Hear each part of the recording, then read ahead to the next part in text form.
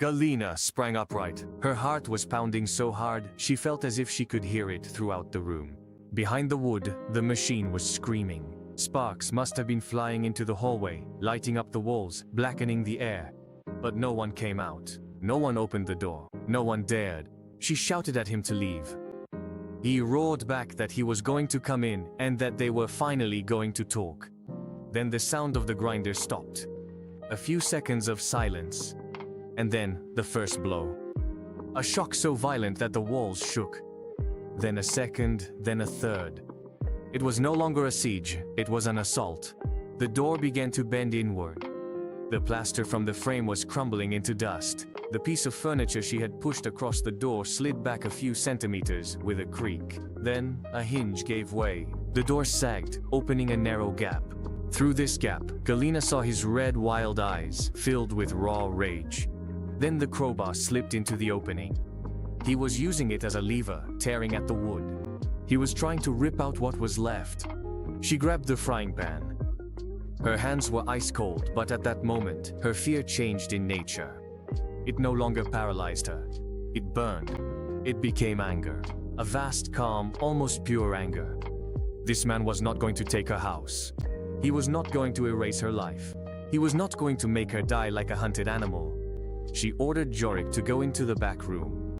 The dog didn't move. On the contrary, that little lap pug positioned himself next to her, baring his teeth, letting out a deep growl. Amazing, almost unreal in such a small body.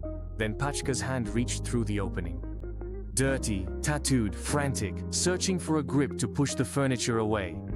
Galina didn't hesitate. She raised the frying pan and brought it down with all her strength on his wrist. The sound was terrible. A sharp crack, a wild scream. He tried to pull his arm back, but it was stuck. So she struck again. Once, twice, 3 times. Each blow carried sleepless nights, humiliation, loneliness, ignored calls, the fear of dying in the dark. She was no longer striking just to defend herself. She was striking to reclaim the space that had been stolen from her. And that's when Jorik lunged forward. The little dog bit the sleeve, then the flesh, shaking the trapped arm with all its might, as if its own life depended on it. Pachka was now screaming in pain, surprise and rage. He cursed, threatened, almost pleaded all in the same breath. Then the door gave way. With his own frantic movements, the piece of furniture slid aside, and Pachka collapsed into the entryway, along with the remains of the door, falling to his knees inside the apartment he wanted to conquer. His arm was hanging at an odd angle. His face was contorted with pain, but in his good hand, he was still holding the crowbar. Galina stood before him, upright, the frying pan in one hand, the hairspray in the other. He looked up at her. And at that moment, something shifted. He no longer saw a lonely, terrified old aunt. He saw a woman he had failed to break. A woman cornered who, instead of begging, had turned into a wall, into fire, into justice. He tried to get up, raising his weapon. Then she pressed down on the spray can. The jet of hairspray hit him full in the face, directly into his already dilated eyes. He let out a scream, dropped the crowbar, and collapsed to the ground, clutching his face, blinded, disoriented, whimpering like a monstrous child, suddenly brought back to his own weakness. Galina shouted in a voice she no longer recognized as her own. "Don't move." That voice, it was the voice of an entire life. The voice of a woman who had taught, resisted, buried her loved ones, survived everything, and who now refused to be the final victim of her own story. And suddenly, footsteps echoed on the stairs. Heavy, fast, determined.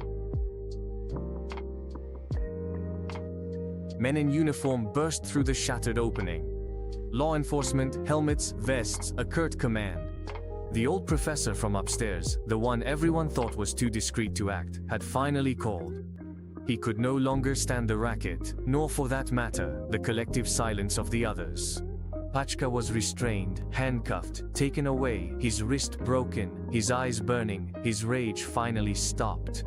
When it was all over, the hallway was full of splinters of wood, dust, the smell of hot metal, glue, stale tobacco, and fear. Galina was still holding Jorik in her arms. The dog was still trembling. So was she. Sometimes you win a fight without really getting back what you had before, because the truth is that even after the monster is gone, the evil remains somewhere in the walls. The next day, a new door was installed. A steel door, heavy, almost reinforced, with a video peephole. The professor helped find the craftsman. The neighbors started speaking softly again in the stairwell, as if all of this had just been an unfortunate episode to be filed away among the things people prefer not to talk about for too long. But Galina, she is no longer the same. At night, before going to bed, she still pushes a piece of furniture against the door, just in case. Jurek no longer sleeps on the couch. He sleeps in the entryway. At the slightest vibration, at the slightest noise, he growls. The simple peace she had hoped for in her retirement no longer exists. Her apartment once again smells of vanilla, tea, and old books. But behind these familiar scents, there always remains an invisible trace. The danger that comes from blood, from family ties turned into threats, from that terrible truth that no one dares to face. Sometimes the people you should be able to let in are precisely the ones you must keep out at all costs. And maybe that's the most chilling thing about this story. Not the violence, not the night, not the crowbar, not the door that was cut open. The most chilling thing is that, at first, he wasn't a stranger. He was the nephew, family, blood. That word we use to excuse, to forgive, to make those who protect themselves feel guilty. So tell me honestly, if you were in her place, what would you have done? Would you have opened the door to a loved one in distress? Or, in today's world, do we have to admit that sometimes the deadliest danger already has the face of family?